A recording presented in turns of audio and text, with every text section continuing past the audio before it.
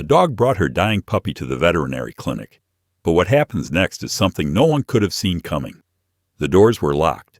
The clinic was closed. But this mother didn't care. She was desperate. Collapsing at the entrance with her lifeless pup in her mouth, she wasn't just begging for help. She was exposing something much darker. A quiet young worker stepped forward to help. But when they tried to save the puppy, they uncovered something twisted hiding behind the clinic's walls. Poison. Silence. A secret that someone powerful would do anything to protect. And now, it's not just about saving a dog. It's about exposing a truth that could tear the whole town apart. Why did this dog really come here? And what terrifying secret was she trying to lead them to? Before it's too late. You being here is a reminder. The quiet acts of love and kindness still matter. If you hold space for compassion, you're already part of this community. The autumn sun was setting over Langford, Georgia, painting the sky in shades of orange and purple. Inside the Langford Animal Clinic, Willa Brox pushed her cleaning cart down the empty hallway, the wheels squeaking against the linoleum floor. The familiar smell of disinfectant filled her nostrils as she worked, methodically emptying trash bins and wiping down surfaces. She glanced at the clock on the wall. 6:30 in the evening. The clinic had closed an hour ago, and she was almost done with her usual cleaning routine. Her ponytail had come loose during her work, and auburn strands fell around her face as she bent to scrub a stubborn stain off the floor. A sudden thud against the front glass doors made her jump. Willa's heart pounded as she straightened up, squinting through the growing darkness outside. Another thud, followed by a weak scratching sound. "Hello," she called out, taking a cautious step toward the entrance. Through the glass, she saw a large shape collapse onto the welcome mat. As her eyes adjusted, Willa gasped. A German Shepherd lay there, its fur matted with blood and dirt. But what made her blood run cold was what the dog carried in its jaws, a tiny, motionless puppy. "Oh no," Willa whispered, her hands shaking as she fumbled with her keys to unlock the door. The German Shepherd's eyes were glazed with pain, but they followed her movements. As soon as the door opened, the dog gently released the puppy onto the floor. Willa dropped to her knees beside them. The German Shepherd's breathing was labored, and deep cuts ran along its sides. The puppy wasn't moving at all. With trembling fingers, Willa carefully touched the tiny body, relief washing over her when she felt the faintest heartbeat. "Hang on," she said, her voice cracking. "Just hang on." She ran to the front desk and grabbed the phone, punching in Dr. Mortel's emergency number. It rang several times before going to voicemail. "Dr. Mortel, this is Willa from the clinic. There's an emergency, a severely injured German Shepherd and a critical puppy. Please call back immediately." She tried again and again. No answer. Panic rose in her chest as she looked at the wounded animals. The German Shepherd had dragged itself inside and now lay protectively near the puppy, whimpering softly. "Think, Willa, think," she muttered to herself, running her hands through her hair. The nearest emergency vet was 45 minutes away in Albany. Looking at the animals' conditions, she wasn't sure they had that long. The clinic's treatment room was locked. Dr. Mortel always secured it himself at closing time. Willa had never been allowed inside without supervision. But as she watched blood slowly pool on the floor beneath the German Shepherd, she knew she couldn't wait any longer. She hurried to the supply closet where she kept her cleaning materials. Hidden behind bottles of floor cleaner was a ring of spare keys she'd collected over her years working there. Backup copies made when locks were changed, old keys that had been discarded but still worked. Her hands were steadier now as she returned to the front and carefully lifted the puppy. The German Shepherd made a low sound, but didn't resist as Willa whispered, "It's okay, girl. I'm going to help you both." The puppy was tiny in her arms, couldn't have been more than a few weeks old. Its black and tan fur was caked with mud, and Willa could feel its ribs through its skin. The German Shepherd struggled to its feet, swaying slightly, but determined to follow as Willa led the way to the treatment room. 3 different keys later, the lock clicked open. Willa had cleaned this room hundreds of times, but had never dared to touch any of the medical equipment. Now, as she gently placed the puppy on the examination table and helped the German Shepherd lie down on the floor, she felt the weight of responsibility settle onto her shoulders. The fluorescent lights hummed to life as she flipped the switch, illuminating the sterile space. Clean towels, bandages, and basic medical supplies lined the shelves. She might not be a vet, but she knew where everything was kept. Years of watching Dr. Mortel treat animals, even if only from the doorway while she cleaned, had taught her more than anyone realized. "First things first," she said aloud, trying to keep her voice calm for the dog's benefit. "Let's get you both cleaned up so I can see what we're dealing with."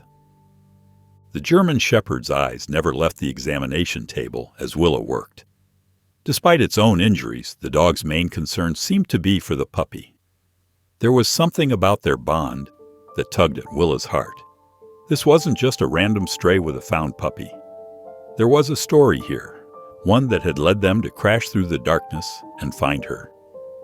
As she wet a clean towel with warm water, Willa's mind raced through her options. Dr. Mortel still wasn't answering his phone. The nearest emergency vet was too far. But these animals had found their way to her, and she refused to let them down. "I don't know what happened to you both," she said softly, beginning to clean the mud from the puppy's fur. "But you're safe now, I promise." Willa's hands shook as she stared at her phone. Doctor. Ellis Gano's number glowing on the screen. She hadn't spoken to her godfather in 3 years, not since that awful fight between him and Dr. Mortel that had split the town in two. But the puppy's weakening pulse left her no choice. She pressed dial, holding her breath. The phone rang 4 times before a gruff voice answered, "Ellis here." "Uncle Ellis?" Her voice came out smaller than intended. "It's Willa. I need your help." There was a long pause. "Willa? What's wrong?" "I'm at the clinic. There's a German Shepherd with severe injuries and a puppy that's barely breathing. Dr. Mortel isn't answering his phone, and I don't know what to do."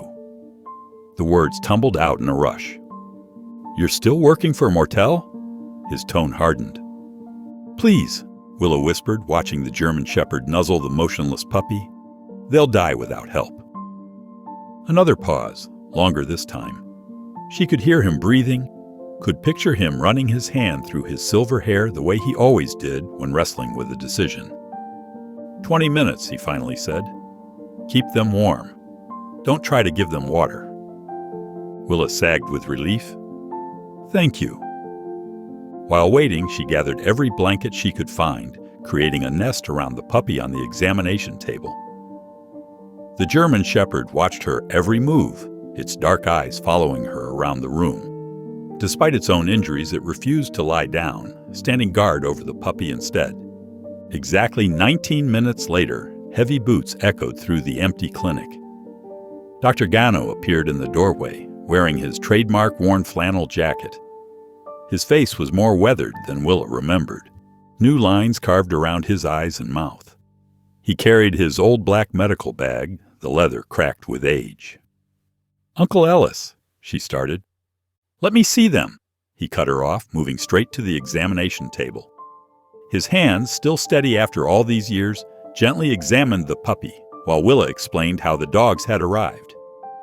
"Temperature's dangerously low," he muttered, pulling equipment from his bag. "Breathing's shallow. Pulse is thready." He glanced at the German Shepherd. "She's the mother." "I think so. She brought the puppy here." Gano nodded, his expression grim as he worked. He inserted an IV line with practiced ease, then prepared several injections. "Hold her head steady," he instructed Willa. "Like this." Willa's fingers trembled as she cradled the puppy's tiny head. The German Shepherd whined softly, but didn't interfere, seeming to understand they were trying to help. "Good girl," Gano murmured, to Willa or the mother dog she wasn't sure. He administered the injections with careful precision, his movements efficient but gentle. Minutes crawled by. Willa held her breath, watching the puppy's chest barely rise and fall. Then gradually, the breathing became stronger. The puppy's eyelids fluttered. "There we go," Gano said softly. "That's it, little one." The German shepherd's tail thumped weakly against the floor. Willa felt tears spring to her eyes as the puppy stirred, making tiny sounds of distress. But Gano's face remained troubled. He leaned closer, examining the puppy's gums, then its eyes. "This isn't right," he muttered. "What do you mean?" He straightened up, his expression darkening. "These symptoms, they're not just from exposure or injury." He gestured to the puppy's unusually pale gums, the slight yellowing around its eyes. "This looks like poisoning. Deliberate poisoning." Willa's stomach dropped. Who would poison a puppy? Someone who knows what they're doing. Gano's voice was hard. "This is a specific compound. I've seen it before years ago. It's not something you'd find in ordinary household products." The German shepherd pressed closer to the table, as if understanding the gravity of his words. Willa noticed for the first time that the cuts along its sides seemed too neat, too precise to be from an accident or fight. "The mother's injuries looked deliberate too," she said slowly. Gano nodded, his jaw tight. "Someone did this to them, and they wanted that puppy dead." He began treating the German shepherd's wounds, his movements gentle, but his eyes stormy. "Lucky for them, they found you instead." The puppy whimpered, stronger now, and the German shepherd's tail thumped again. Willa stroked its head, her mind racing. Who would do this? And why? The dogs had come from somewhere in town. A German shepherd couldn't have traveled far in that condition. "We need to report this," she said. "To who?" Gano's voice was bitter. "Mortel? The police? Nobody in this town wants to look too closely at anything anymore." "Then we'll look ourselves," Willa said firmly, surprising herself with her own conviction. The German shepherd pressed against her leg, as if lending her strength. Gano paused in his work, studying her face. For a moment, she saw a flash of the warm, proud look he used to give her when she was young. Then it was gone, replaced by worry and something else. Determination, maybe. "This isn't just about these dogs," he warned. "If someone's deliberately poisoning animals—" "I know," Willa said quietly, watching the puppy grow stronger under their care. "But we can't just ignore it." The morning sun cast long shadows across the clinic's examination room as Dr. Gannon checked Glory's vital signs. The German shepherd's wounds were healing well, though her ribs still showed through her patchy coat. Her puppy, now stable, slept peacefully in a makeshift bed nearby. "She's got a microchip," Gannon announced, running the scanner over Glory's shoulder blade again. "Let me check the registry." Willa leaned against the metal examination table, watching Glory nuzzle her sleeping pup. The mother dog hadn't left her baby's side for a moment, except to accept gentle pets from Willa. Gannon's fingers clicked across his old laptop's keyboard. His frown deepened. "Properties registered to 427 Oak Hollow Road." He turned the screen toward Willa. "But according to this, it's been abandoned for months." "Oak Hollow?" Willa straightened up. "That's out past the old mill, isn't it?" "Bad part of town," Gannon muttered. "Getting worse every year." He closed the laptop with a sharp click. "We should call the police." Willa shook her head. "They won't do anything without proof. Remember the warehouse fire last year? 3 days before they even showed up to investigate." "Then what do you suggest?" "Charlie Knox," Willa said. "He's animal control now. He has authority to inspect properties where there's suspected animal abuse." Gannon's expression darkened. "Knox? After what happened with your brother?" "That was 5 years ago," Willa said quietly, "and Charlie was just doing his job." She scratched behind Glory's ears, drawing strength from the dog's steady presence. "He's tough, but he's fair, and he knows every inch of this town." It took 3 phone calls to reach Charlie Knox. His gruff voice crackled through Willa's phone speaker. "Brox? Haven't heard from you since—" "I know." Willa cut him off. "But I need your help. Professional help." There was a long pause. "This about those dogs at the clinic? How did you—" "Small town," Knox said. "Word gets around. Especially when Ellis Gannon comes out of retirement." Willa explained about the microchip and the abandoned property. Knox listened in silence. "Could be nothing," he said finally. "Could be the chip's outdated. Or it could be something worse," Willa pressed. "Please, Charlie, just come look." Another pause. "Meet me there in 30 minutes. But if it's nothing, you owe me coffee." The drive to Oak Hollow Road took them past shuttered storefronts and overgrown lots. A Knox animal control truck was already parked outside number 427 when they arrived. The house sat back from the road, half hidden behind untrimmed hedges. Paint peeled from its wooden siding like dead skin. Knox stood by his truck, his badge glinting in the morning sun. He'd aged since Willa last saw him, lines carved deeper around his mouth, a slight limp in his walk. But his eyes were sharp as ever as he watched them approach. "Place has been empty since spring," he said by way of greeting. "Owner foreclosed. Bank can't sell it." "Smell that?" Willa asked, wrinkling her nose. Knox nodded grimly. "Yeah, that's why I called for backup." He gestured to his radio. "Just in case." They approached the house carefully. Knox took the lead, his flashlight beam cutting through shadows. The front door hung slightly open, its lock broken. The smell hit them full force inside, waste and decay, and something worse. Knox's flashlight revealed empty food wrappers, dirty blankets, and darker stains on the floor. "There," Willa pointed. Metal glinted in the beam. Cages stacked against the wall, most empty. But from the back room came a soft whimper. Knox moved faster, despite his limp. The back room had once been a kitchen. Now it held more cages, and in them— "Dear God," Knox breathed.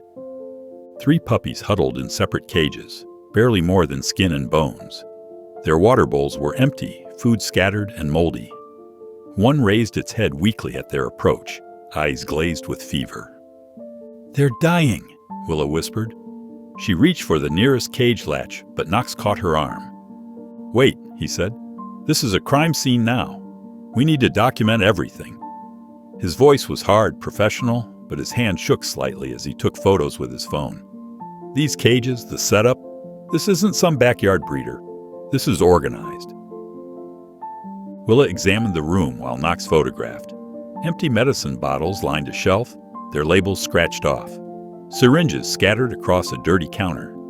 In the corner, a leather book caught her eye. "Charlie," she called softly, "look at this." The book contained names, dates, amounts, and drawings, detailed sketches of dogs with measurements and fighting weights marked carefully beside them. Knox's face grew darker with each page. "Fighting dogs," he said. "They're breeding them, training them, the ones that don't make the cut." He glanced at the sickly puppies. "Like Glory's baby," Willa finished. "They poisoned it because it wasn't strong enough." Knox pulled out his radio. "This is Officer Knox. I need backup at 427 Oak Hollow. Multiple cases of animal abuse, evidence of organized fighting ring. And get Dr. Martinez out here. We've got 3 critical puppies need immediate care." He turned to Willa, his expression softened slightly. "You were right to call me. This is bigger than we thought." Willa was already moving to comfort the puppies, speaking softly to them through the cage bars. "We'll get you out," she promised. "You're safe now." Knox's fingers flew across his laptop keyboard, the blue glow from the screen illuminating his face in the dimly lit animal control office. Willa paced behind him, unable to keep still as he typed up the incident report. "Sit down, Brox." "You're making me dizzy," Knox said, not looking up from his screen. "Sorry." Willa dropped into a chair but kept fidgeting with her phone. "Have you heard anything about the puppies?" "Dr. Martinez has them stabilized at the emergency clinic." Knox paused his typing. "But we've got another problem." He turned the laptop so Willa could see. On the screen was a property record for the Oak Hollow house. Under licensed veterinary supervisor, a familiar name jumped out. Dr. Clay Mortel. That can't be right, Willa said, leaning closer. Dr. Mortel would never. Already called it in, Knox said. Sheriff's office says it's probably just old paperwork that never got updated. Property changed hands 3 times in the last 5 years. Willa shook her head. But the fighting ring was recent. Those puppies weren't there long term. Someone had to sign off on the medical supplies we found. Look, Knox said, running a hand through his hair. I believe you think something's wrong here, but we need solid evidence before making accusations against someone like Mortel. He's been the town vet for 20 years. Then let me talk to Detective Sanders, Willa insisted. Show him what we found. Knox's expression tightened. Sanders won't be much help. He, remembered your brother's name when I mentioned you. Willa's stomach dropped. Of course, Joey Brock's her older brother, who'd spent more time in county lockup than out of it before finally leaving town 3 years ago.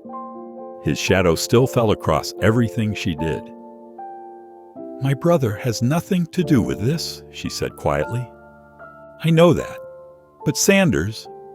Knox shrugged. Small-town memories run deep. Willa stood up, frustration burning in her chest. So we just ignore it? Let whoever did this get away with it? No, Knox said firmly. We do this right. Build a solid case. But we have to be careful. Mortel has friends in high places. He sure does, a gravelly voice said from the doorway. Dr. Gannon stood there, looking tired but determined. Mind if I come in? Knox gestured to a chair. Doctor, Gannon, didn't expect to see you here. Heard through the grapevine you were hitting some roadblocks. Gannon settled into the chair with a grunt. Thought you should know. This isn't the first time Mortel's name has come up in connection with something ugly. Willa turned to him. What do you mean? Gannon's weathered face grew serious. About 8 years ago, I started noticing patterns. Dogs coming into the clinic with fighting injuries, but their owners had ironclad excuses.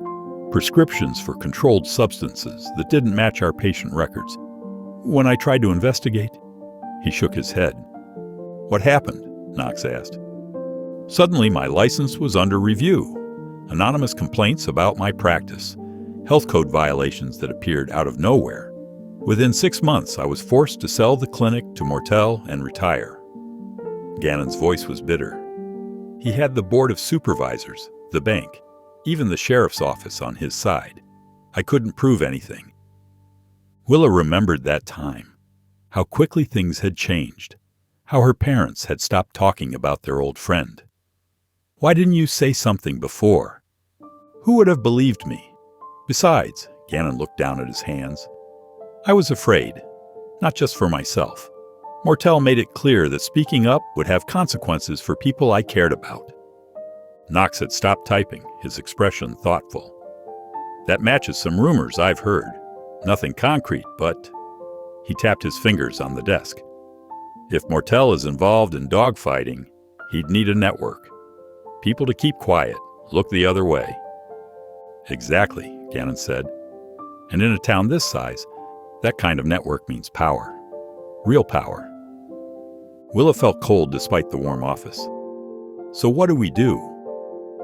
We need more than just suspicions, Knox said. Hard evidence, documentation, witnesses willing to talk. And we need to be careful, Gannon added. Very careful. Mortel didn't get where he is by being sloppy. Willa thought of Glory and her poisoned puppy, of the suffering animals they'd found. I won't back down, she said firmly, no matter who's involved. Knox and Gannon exchanged looks. Then we do this smart, Knox said finally. Build our case quietly, document everything, and watch our backs. I'll help, Gannon offered. I still have some contacts in the veterinary community. Maybe someone else has noticed patterns. Willa nodded, her determination growing stronger. The wall of resistance they faced was daunting, but she wasn't alone anymore. Between Knox's official position, Gannon's experience, and her own stubborn will, they had a chance. But as they began planning their next moves, she couldn't shake the feeling that they were poking at something far darker than any of them had imagined. Something that had wrapped its roots deep into the heart of their small town. The fluorescent lights hummed in the empty clinic as Willa slipped through the darkened hallway. Her heart thundered against her ribs, but her hands remained steady as she used her janitor's keys to unlock the records room. The musty smell of old paper files greeted her. She knew she shouldn't be here after hours, but the nagging questions wouldn't let her rest. Glory, who had refused to leave the clinic since her rescue, padded silently beside her. The German Shepherd's presence gave her courage. "Keep watch, girl," Willa whispered, patting Glory's head. The dog settled by the door, amber eyes alert. Willa pulled out the most recent treatment logs first, spreading them across the desk under her small flashlight beam. Her janitorial duties had given her enough glimpses of medical records to know the basics. She began cross-referencing dates, medications, and patient names.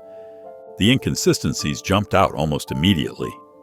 Medications listed for treatments that didn't match the diagnosed conditions. Supply orders for quantities of drugs that far exceeded the number of patients. And most disturbing, a pattern of deaths labeled as complications or unknown causes. "What were you doing, Mortel?" she muttered, digging deeper into older files. Glory's low growl made her freeze. Footsteps echoed in the hallway, then a familiar voice called out, "Willa? You in there?" She relaxed slightly. "Doctor, Gannon." The older veterinarian appeared in the doorway, looking troubled. Glory relaxed at his presence but stayed vigilant. "Thought I might find you here," he said, closing the door behind him. "Been thinking about what you need to know." He settled heavily into a chair. "About why I really left this place." Willa set down the files she'd been examining. "You said Mortel forced you out." "That's part of it." Gannon's face was lined with old pain. "But the real story started months before. I noticed unusual patterns in our supply orders. Controlled substances, painkillers, sedatives, disappearing faster than our patient load could explain." "Like these?" Willa pushed forward the records she'd found. "The numbers don't add up." Gannon nodded grimly. "I started tracking everything carefully. Noticed more disturbing things. Dogs coming in with severe injuries, consistent with fighting. Always the same few clients, always with perfectly rehearsed stories. Then the deaths started." "Deaths?" Willa's voice was barely a whisper. "Young, healthy dogs, brought in for routine procedures, then suddenly complications. No clear cause of death. When I tried to investigate," he shook his head. "Mortel always had explanations, perfect paperwork, but something felt wrong." Glory moved closer to Willa, pressing against her leg. Willa scratched the dog's ears, drawing comfort from her solid presence. "What did you do?" she asked. "I started gathering evidence, documented everything, was planning to report it to the state veterinary board." Gannon's voice grew harsh. Then the threats started. Anonymous calls, vandalism at my house, warning notes left on my car. But surely the police were useless. Mortel had connections everywhere. Then one night, I found one of my own dogs poisoned in my backyard. His hands clenched. She survived, but the message was clear. Next time, it might be my family. Willa felt sick. "So you left?" "Sold the practice to Mortel for a fraction of its worth, signed non-disclosure agreements, walked away."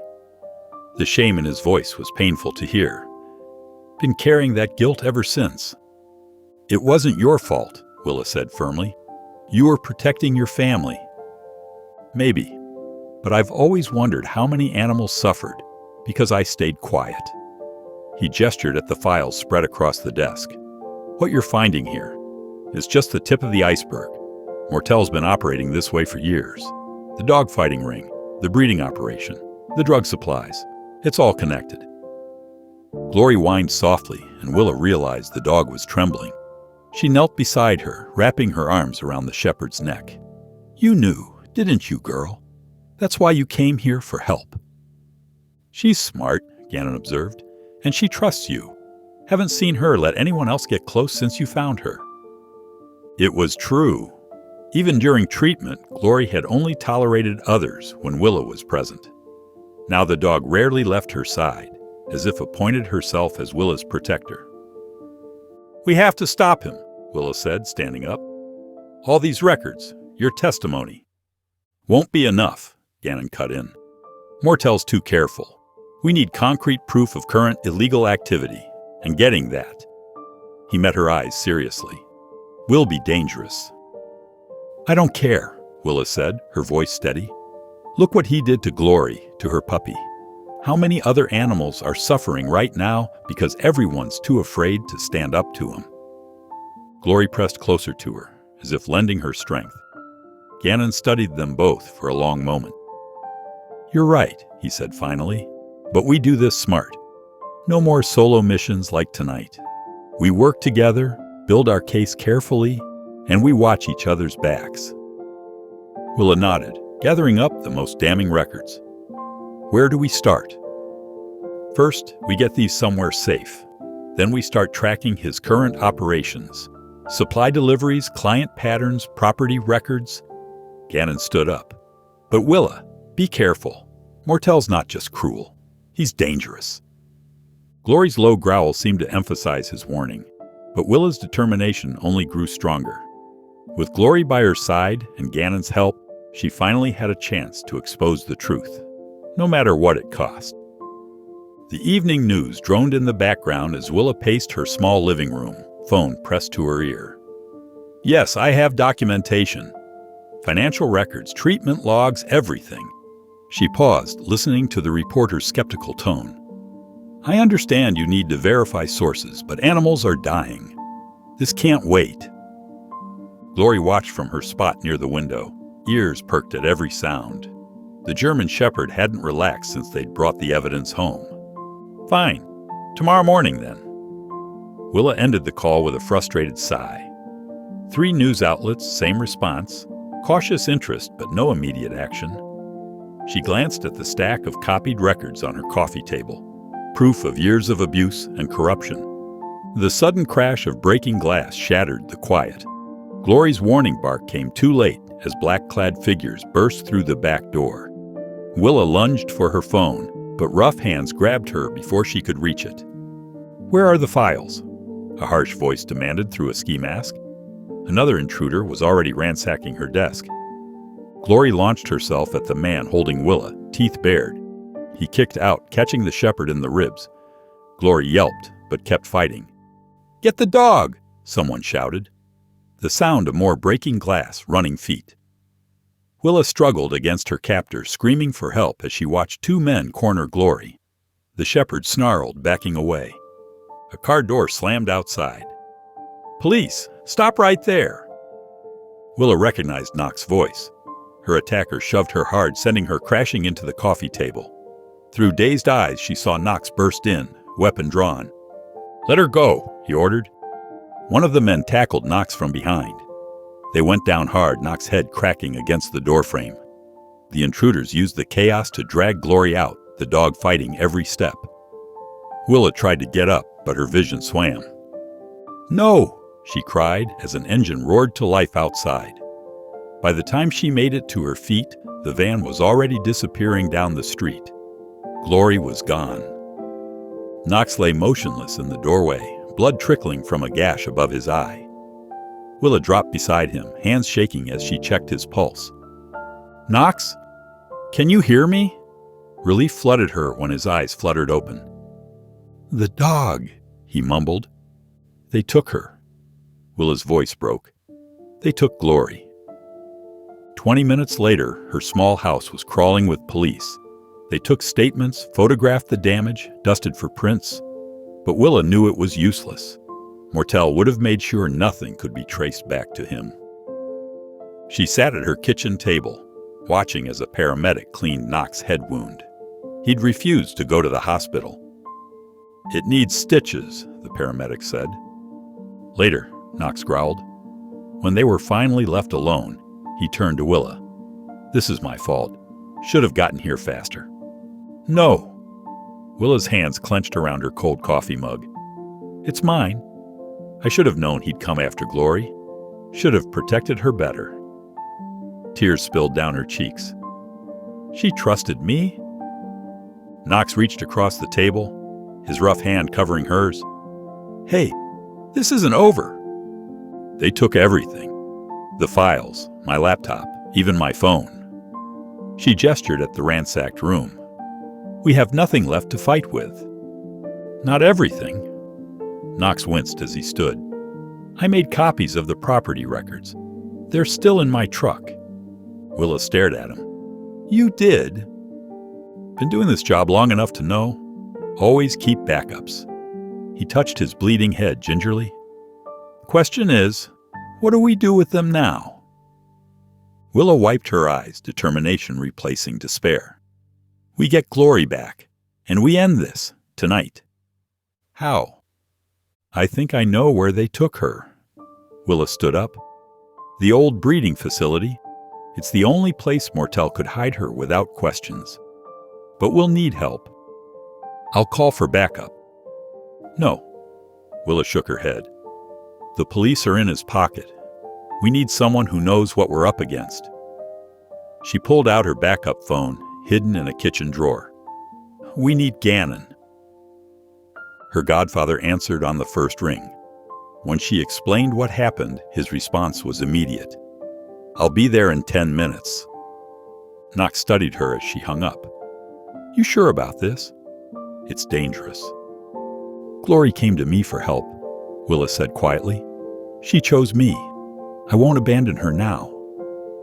Knox nodded slowly. All right. But we do this smart. No heroics. Agreed. Willa gathered what supplies she could find. Flashlights, rope, basic first aid kit. Her hands trembled slightly as she worked, but her voice was steady. Mortel's gone too far this time. Whatever happens tonight, it ends. They waited in tense silence for Gannon's arrival, the violated space of Willa's home a stark reminder of what they were up against. But as she caught Knox's determined gaze across the room, Willa felt something else growing alongside her fear. Resolve. Glory had saved her puppy against impossible odds. Now it was Willa's turn to be just as brave. Gannon's weathered pickup truck rumbled down the dark country road, headlights cutting through the misty night. In the passenger seat, Willa clutched her laptop, its screen casting a blue glow across her worried face. Knox sat in the back, holding an ice pack to his head. The chip registry shows Glory was last scanned at that abandoned property, Willa said, her fingers flying across the keyboard. But there's something else. Cross-referencing Knox's report with county records, I found a connection to another location. Gannon glanced at her. What kind of connection? The property's owned by the same shell company that bought the warehouse off Route 12. Willa turned the laptop so he could see. Look at the utility bills. That abandoned warehouse is using more power than the local supermarket. Knox leaned forward, wincing. That's out near the county line. Perfect spot if you don't want visitors. Or witnesses, Gannon added grimly. I should have seen this coming. Back when I worked with Mortel, shipments would disappear from inventory. Pain meds, steroids, things you'd use to patch up fighting dogs. Willa's stomach turned. You think that's where they're keeping Glory? It fits the pattern. Gannon's knuckles whitened on the steering wheel. These operations need space, privacy, and easy access routes for their clientele. They pulled onto a dirt access road, killing the headlights. Through the trees, they could see faint lights in the distance. As they got closer, Willa made out several expensive cars parked behind the warehouse. There's a fight tonight, Knox said quietly. That's why they took Glory. Mortel's sending you a message. Willa's blood ran cold. She remembered Glory's scars, the fierce protectiveness in her eyes. He's going to put her in the ring. Not if we stop him. Gannon parked behind a stand of trees and pulled out his phone. I've got some old photos of the warehouse layout. Loading dock on the east side, office space in front. They huddled around the phone screen as Willa traced possible entry points. Her mind raced, trying to form a plan. The loading dock will be guarded during a fight night. But look, there's a fire exit on the north wall.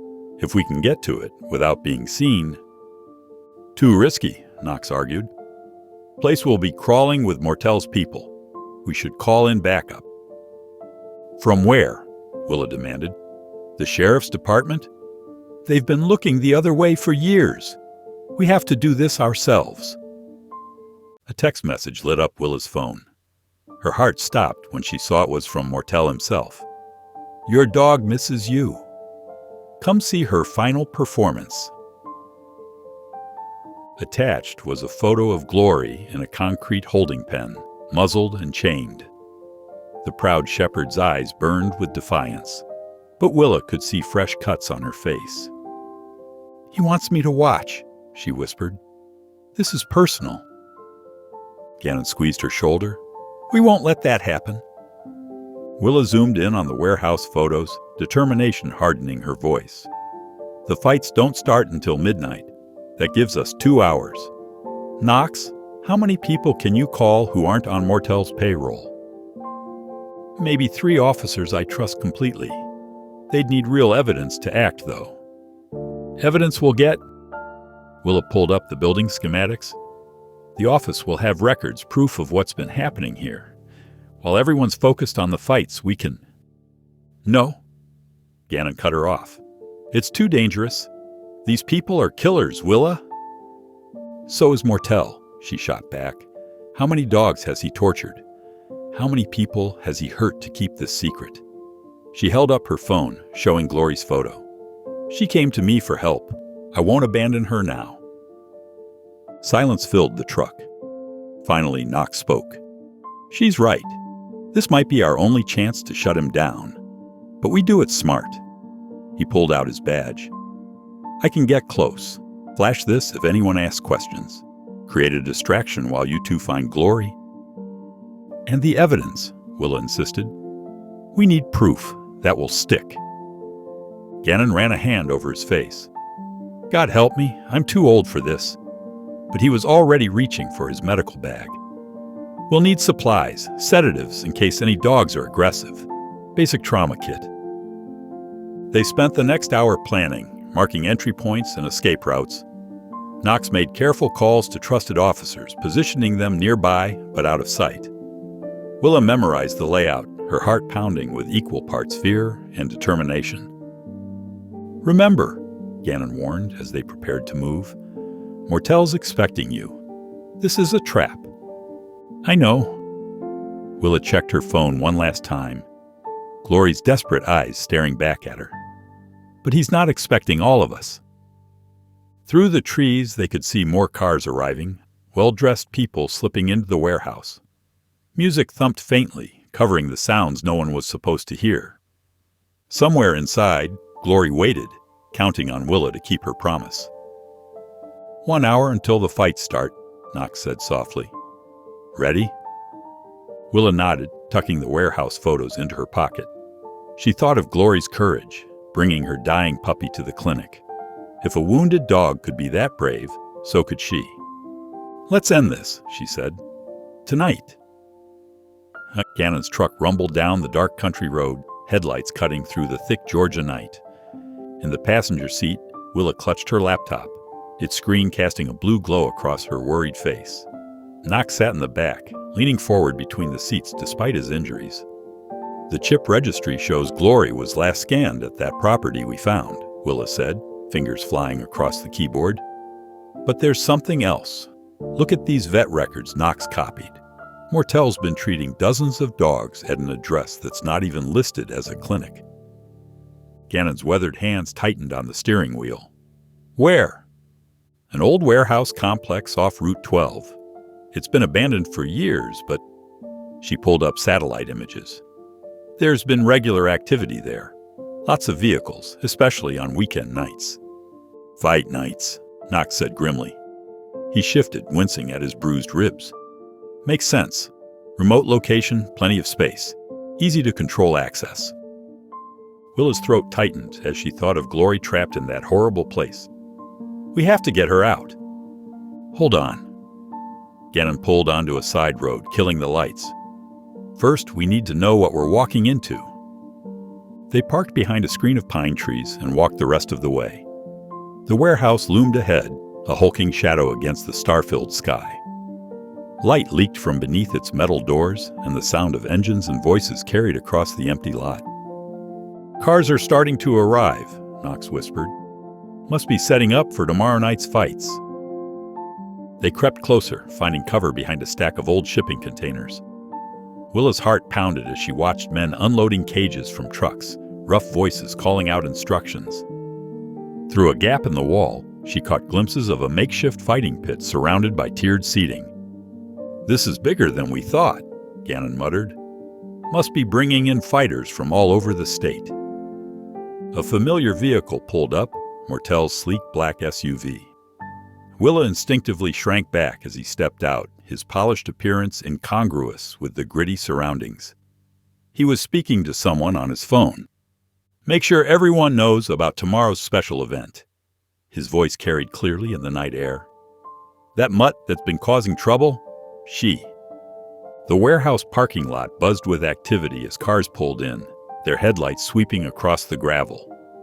Willa crouched behind a rusted dumpster, her heart hammering against her ribs. Next to her, Gannon checked his medical bag one last time. "Remember," he whispered, "we have 15 minutes before the main event. Knox's distraction should clear the back entrance." Willa nodded, gripping the small case of sedatives they'd prepared. Through the gap under the loading dock door, she could hear the excited murmur of the crowd mixing with desperate barks and growls. "Right on schedule." Shouts erupted from the front of the building. Knox had arranged for his officers to stage a traffic accident, drawing most of Mortel's security away. Willa and Gannon slipped through the service entrance, keeping to the shadows. The interior was a maze of makeshift kennels and storage areas. The stench of blood and fear made Willa's stomach turn. They passed cage after cage of scarred, aggressive dogs. Some lunged at the bars, while others cowered in corners. "There!" Gannon pointed to a separate area cordoned off near the fighting pit. Two muscular men stood guard, both wearing event security shirts. Willa pulled out a small dart gun loaded with sedative. Her hands trembled as she remembered Gannon's quick lesson. "Just like practicing at the clinic," she whispered to herself. The first guard went down quietly, the dart finding its mark in his neck. Before his partner could shout, a second dose dropped him too. They dragged the unconscious men behind some crates. "Glory?" Willa called softly, approaching the holding area. A familiar whine answered her. The German shepherd was chained to a post, fresh cuts marking her face and legs. Despite her injuries, Glory's tail thumped weakly when she saw Willa.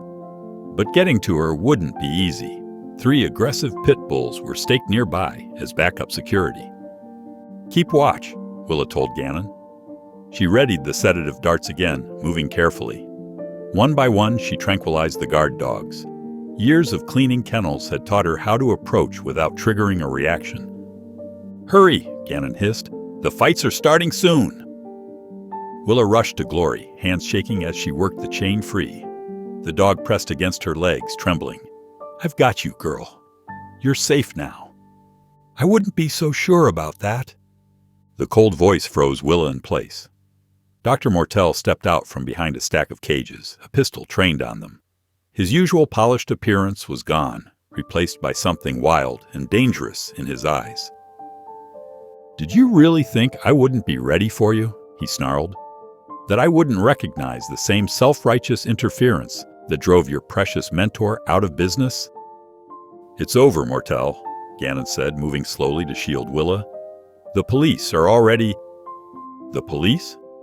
Mortel laughed harshly. "Half the force has money in these fights. The other half knows better than to interfere. No one's coming to save you." Glory growled low in her throat, positioning herself between Willa and the gun. Mortel's face twisted with rage. "That mutt has caused me enough trouble," he spat. "Tonight she fights, and you two get to watch before I decide what to do with you." More of Mortel's men appeared, blocking their escape routes. The crowd noise grew louder as the first fight was announced. Willa clutched Glory's fur, mind racing for a way out. They were so close to escape, but Mortel's unhinged fury threatened to destroy everything. The German shepherd tensed, reading the danger in the air. Willa could feel Glory's muscles coiling, ready to protect them just as she had protected her puppy. But this time, Willa wouldn't let her face the threat alone. "Get them into the pit," Mortel barked at his men. "Let's give the crowd a real show tonight." Two burly handlers grabbed Willa's arms, dragging her toward the fighting arena. The crowd's roar grew deafening as they pushed through a metal gate. Glory limped behind them, snarling at anyone who came too close. The fighting pit was a crude octagon of chain-link fencing, stained dark in places Willa didn't want to think about. Harsh fluorescent lights cast everything in a sickly glow. The smell of blood and sweat hung thick in the air. Mortel followed them in, still training his pistol on Willa. His perfectly pressed shirt was coming untucked, gray hair wild around his temples. The polished doctor's mask had completely slipped away. "You know what your problem is, Miss Brox?" he sneered, circling her slowly. "You're just like your worthless brother, always sticking your nose where it doesn't belong." Willa stood straight, though her knees wanted to buckle. "And you're just another bully hiding behind money and connections." "Hiding?" Mortel's laugh was sharp and ugly. "I built this operation from nothing. Do you know how much these fights bring in? The betting alone." He gestured at the crowded warehouse. "These people understand what you don't. It's all about power. The strong survive." "Is that what you tell yourself to sleep at night?" Willa's voice shook, but she held his gaze. "After torturing innocent animals? After driving good people like Gannon out of business?" Mortel's face twisted. "Gannon was weak, just like you." He raised the gun higher. "But I'm done playing games." Glory pressed against Willa's legs, a low growl rumbling in her chest. Despite her injuries, the German shepherd's amber eyes never left Mortel. "Your guard dog won't save you this time," Mortel taunted. He took another step closer, finger tightening on the trigger. Time seemed to slow. Willa saw Glory's muscles bunch, saw the flash of recognition in Mortel's eyes a split second too late. The dog launched herself forward with explosive force, latching onto his gun arm. Mortel screamed as Glory's teeth sank deep. The pistol clattered to the ground, skidding away under the fence. He stumbled backward, trying to shake her off, but Glory held on with desperate strength. Willa didn't waste the opportunity. Her eyes landed on a heavy metal gate latch that had fallen from one of the kennels. She snatched it up just as Mortel finally threw Glory aside. The dog hit the fence with a yelp, but immediately struggled to her feet, blood matting her fur. Mortel turned back to Willa, his arm mangled and dripping red. "You little The metal latch connected with his temple before he could finish. Willa put every ounce of her weight behind the swing. Mortel crumpled like a puppet with cut strings. Sudden silence fell over the warehouse. Then chaos erupted as police sirens wailed outside. The crowd scattered in panic as officers burst through multiple entrances. "Police! Everyone freeze!" Willa sagged against the fence, adrenaline draining away. Glory limped to her side, pressing close. Together, they watched as officers swarmed the building, taking control of the scene. Knox appeared through the gate, looking grimly satisfied. "Gannon called us as soon as you went in. We've been waiting to catch Mortel red-handed." He nodded at the unconscious vet. "Though it looks like you two handled that part just fine."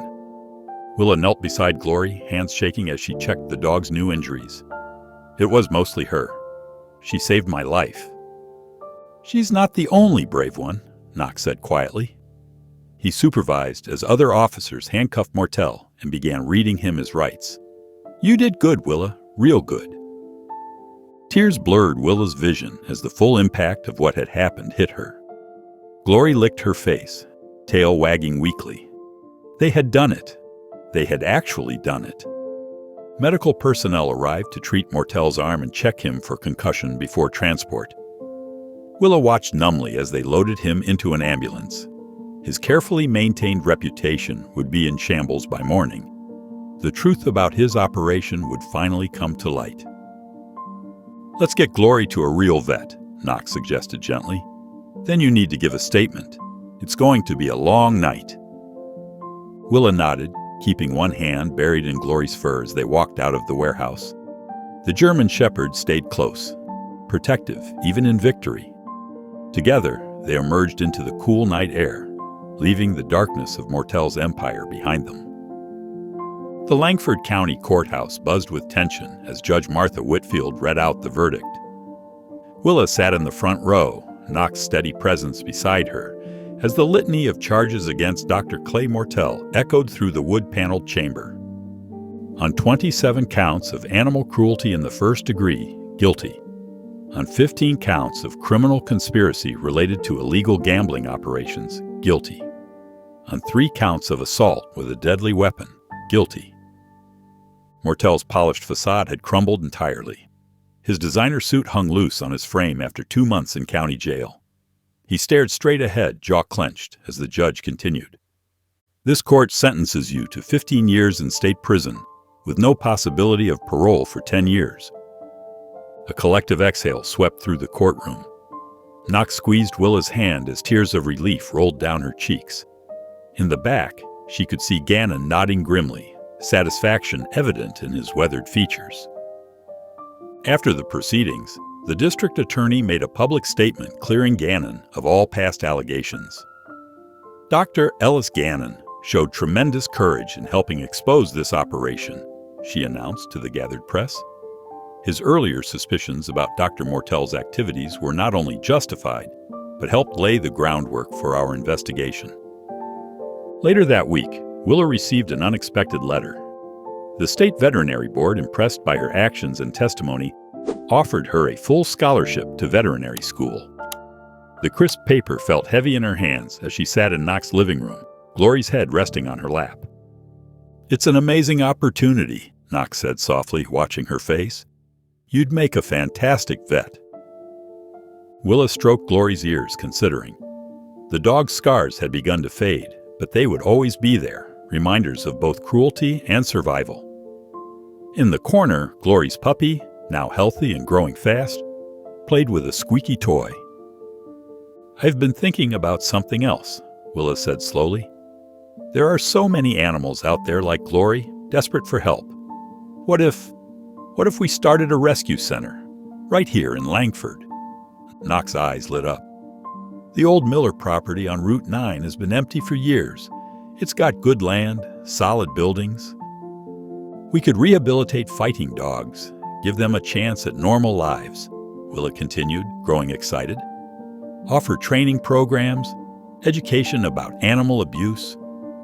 I could help with the legal side, licensing," Knox added. "And Gannon mentioned he's looking to get back into practice part-time. He could be our consulting vet." Over the next few months, their vision took shape. The community, shocked by Mortel's exposure, rallied behind the project. Local businesses donated supplies. Volunteers helped renovate the buildings. By spring, the Langford Second Chance Animal Sanctuary opened its doors. Willa stood in her new office, watching through the window as Knox worked with a recently rescued pit bull in the training yard. Glory lounged in the afternoon sun, her puppy, now nearly grown, playing with other dogs in the adjacent enclosure. Both mother and pup had become unofficial mascots of the sanctuary, living proof that healing was possible. The wall behind her desk held her newly minted certification in animal rehabilitation, along with photos of their first successful adoptions. It wasn't the path she'd originally imagined, but it felt right. Here she could make a real difference, not by following others' expectations, but by trusting her own instincts and strength. Glory padded into the office, settling at Willa's feet with a contented sigh. Her puppy soon followed, curling up beside his mother. Willa smiled, remembering that desperate night at the clinic that had started it all. She had found her purpose, her family, and her voice.